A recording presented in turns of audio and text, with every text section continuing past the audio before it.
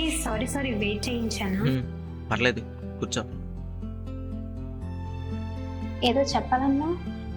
First నువ్వే చెప్పు. లేదు, నువ్వే చెప్పు. హా, అది ఎలా చెప్పాలో అర్థం కావడం లేదు.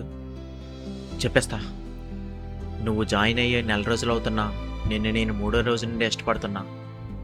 నీతో ఉంటే నేను హ్యాపీగా ఉంటాను. నువ్వు ఓకే అంటే మన ఇద్దరం పెళ్లి చేసుకుందాం.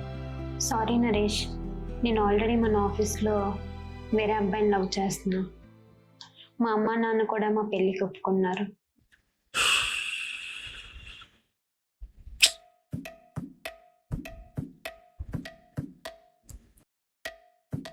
ఎవరు అని అడగవా? అడిగి ఏం చేయను?